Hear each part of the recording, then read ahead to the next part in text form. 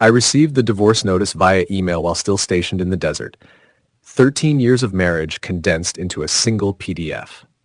My name is Nathan, 42, Staff Sergeant with the 82nd Airborne. I had been in Kandahar for 4 months when Becky decided she had enough. The subject line was blunt. Let's be adults about this.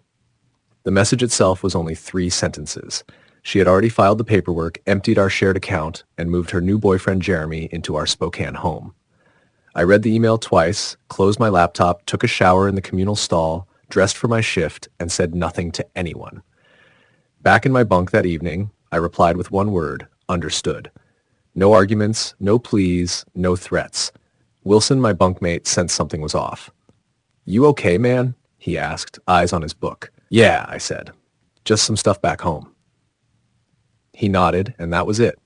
Military men understand when to let things be. Honestly, I wasn't shocked.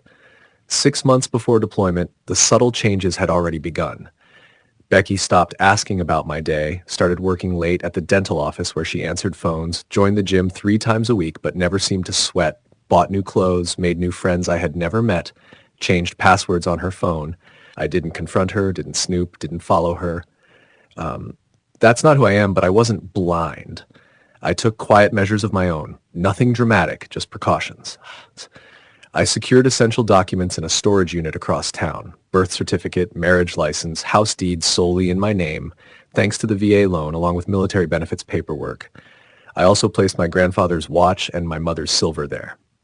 I opened a separate bank account and routed a portion of my pay to it.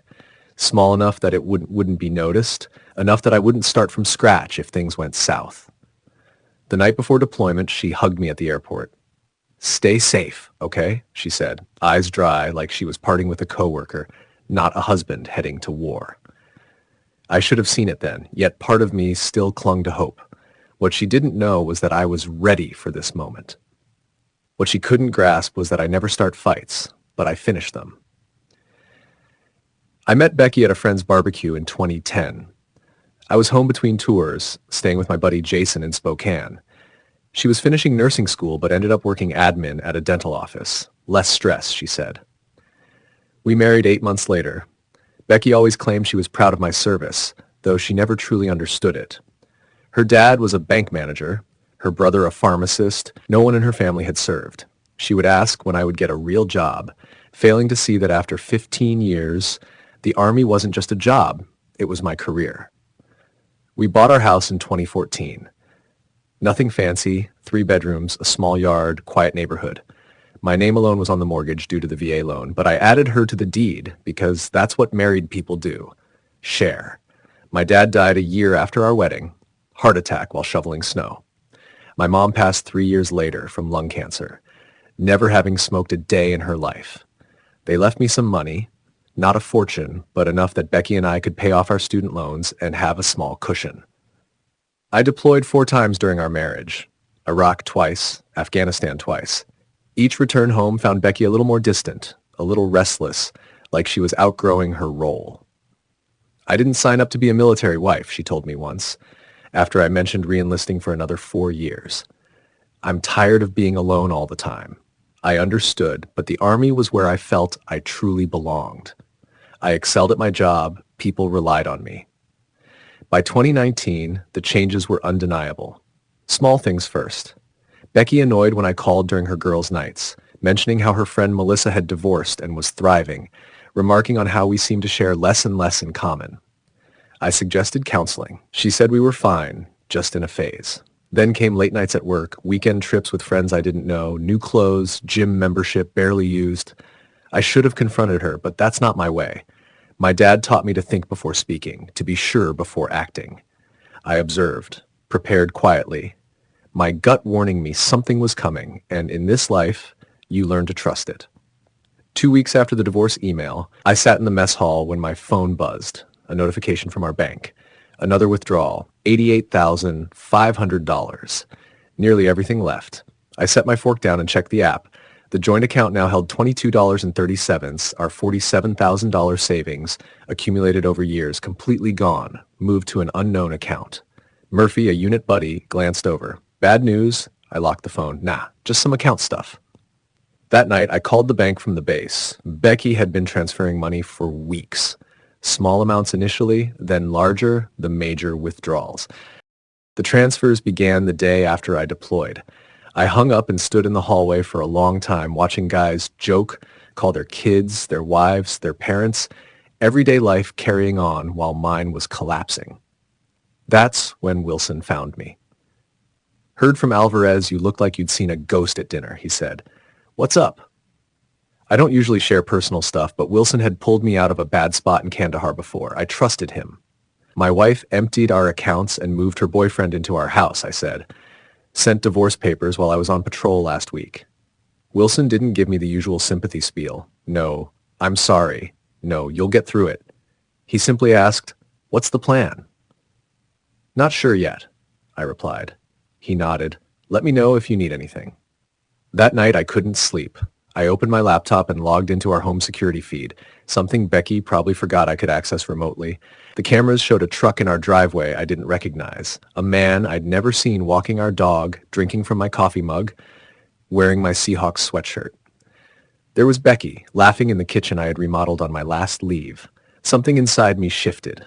Not anger, exactly, but a colder clarity. I closed the laptop, took out my phone, and made a list. Call James, Army buddy turned lawyer, check the VA loan paperwork, contact the Master Sergeant about emergency leave, review refinance documents Beck had mentioned last year, audit security on my pension accounts. I wasn't sad anymore. I wasn't even really angry. I was focused, like planning an operation. This wasn't about feelings now. It was about strategy. At 0500, before my shift, I emailed James. "Need legal help. Discreet and urgent." He answered an hour later. "Call me. Secure line only." After that call, I knew what to do. No yelling, no threats, no confrontation. Wait. Watch. Let her actions trap her. 2 months later, I was back in the States. I didn't tell Becky I was coming. I didn't call or text. I checked into a motel in downtown Spokane under an alias and met James at a diner 10 miles out of town. "You look like hell," he said, sliding into the booth. "Feel like it too," I said. He handed me a folder, everything we discussed, deed, loan docs, bank statements, and then another paper. "Found something interesting," he said. "When I dug through your finances, I found a refinance application with your signature," James said. "Except it's not your signature. Middle initial wrong, stroke pattern off." Becky had forged it. 3 months ago, she used the house equity to pull out $330,000, James went on. "Your signature was needed because the VA loan is in your name. She forged it, took a loan against the house, then cleared the accounts and filed for divorce." She also listed her boyfriend as co-applicant, he added. "He's got 2 DUIs and a fraud charge from 2019.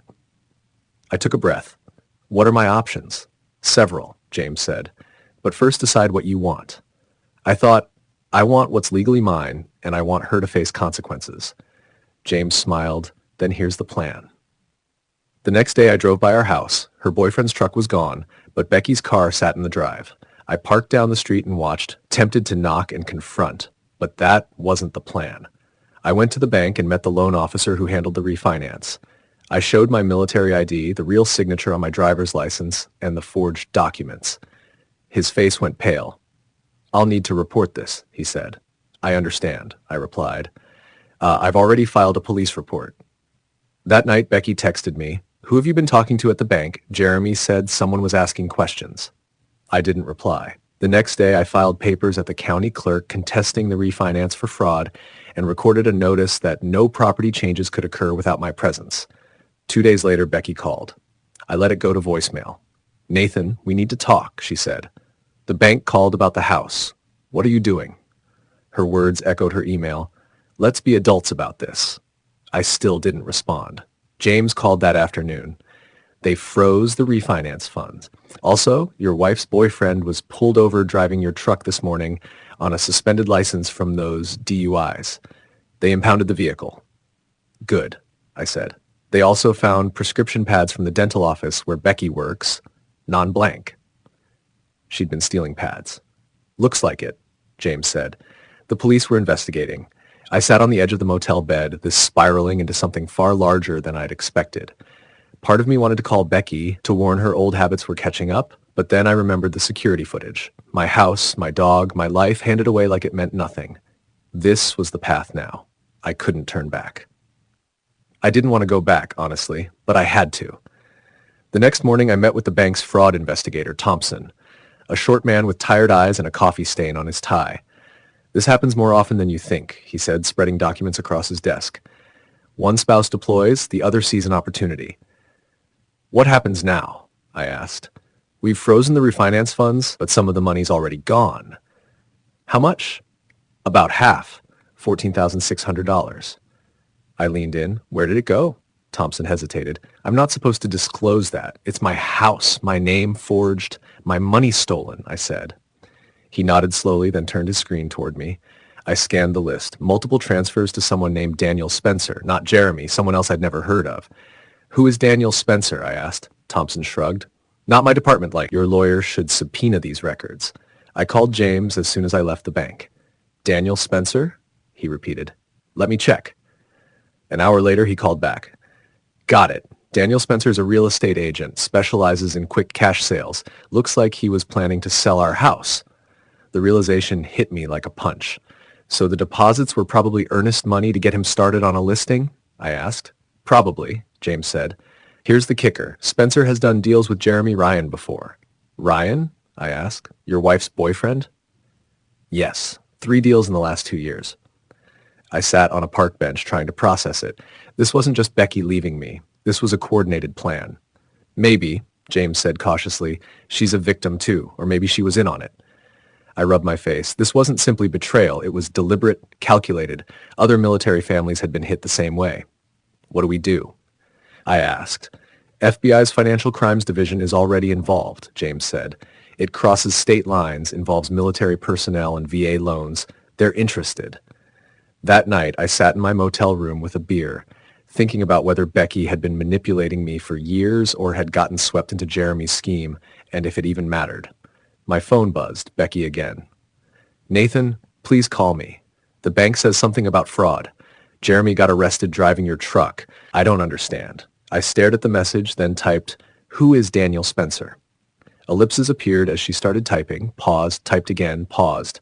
Finally, I don't know what you mean. I replied, $4,600. Multiple transfers, house listing. No response for 10 minutes. Then, it's not what you think. I turned off my phone and went to bed. The next morning, James called. FBI wants to meet. They've been investigating Ryan and Spencer for months. Spy, you might be the case that breaks it open. For the first time since that divorce email, I felt close to satisfaction. Not because my marriage ended, but because the truth was surfacing. I met the FBI agents at their Spokane field office, Patel and Donovan. They recorded my statement and copied all documents James and I had collected. Your case establishes a pattern, Patel explained. It shows intent, organization. This is a conspiracy, not isolated incidents. What about Becky? I asked. The agents exchanged looks. We're still determining her involvement, Donovan said carefully. Did she ever mention financial pressure to sell the house? I thought back. She'd often said we were house poor and should downsize, though our mortgage was manageable. Patel noted, when did this start? About 6 months ago, I said, around when she must have met Jeremy. Donovan asked, did she discuss it with you? Never. She forged my signature while I was deployed. They asked more questions, took notes. When finished, Patel handed me a card. We'll be in touch. Don't confront your wife or Ryan. Case needs to be built carefully. I nodded. That evening, I drove to the neighborhood again. Parked down the street. Jeremy's truck was back, must have been released from impound. Becky's car was gone. My phone buzzed. Text from Becky. We need to talk in person. Meet me at Riverfront Park tomorrow. I showed James over breakfast next day. Don't go, he advised. Nothing good will come from talking to her now. I won't, I said, but I want to see what she's doing today while she thinks I'll meet her. At 9:30 a.m., we drove past our house, parked across the street at 9:45. Becky came out, got in her car, and drove toward Riverfront Park. Now what? James asked. Now we wait, I said. 20 minutes later, a car pulled up, real estate agent logo on the door. Daniel Spencer. Jeremy came out to meet him. They spoke in the driveway, then headed inside. Should we follow them? James asked. I shook my head. No need. I installed security cameras last year, inside and out. They upload to cloud storage. James grinned. You never mentioned that. Never came up, I said, pulling out my phone and opening the security app. I angled it so he could see inside. Spencer and Jeremy were in the living room. Spencer was snapping photos while Jeremy pointed out features of the house. I turned up the volume. We'll list by the end of the week, Spencer said. I've already got a buyer, cash offer as usual. How much? Jeremy asked. $420,000. We list at $470,000. They offer $420,000. Everybody's happy. What about the husband? Becky says he's causing trouble. Spencer waved his hand. Military guys, all the same. They complain, but they've got deployments, responsibilities. He'll take a settlement to make it go away. I looked at James. You hearing this? He was already recording the feed on his phone. Every word. I forwarded the access to Agent Patel with a short note. Happening now. 30 minutes later, our house was swarming with FBI vehicles. I watched from down the street as agents led Spencer and Jeremy out in handcuffs. My phone rang. Agent Patel, we got them discussing the fraud scheme on tape, plus conspiracy, wire fraud, and attempting to sell property under false pretenses. We'll need a formal statement from you.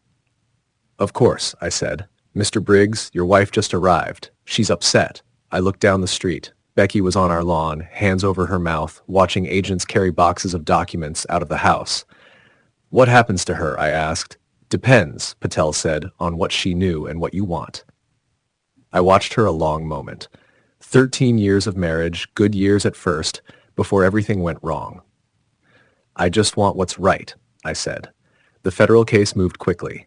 Jeremy and Spencer both took plea deals, implicating each other and several others in a 3-state operation targeting military families.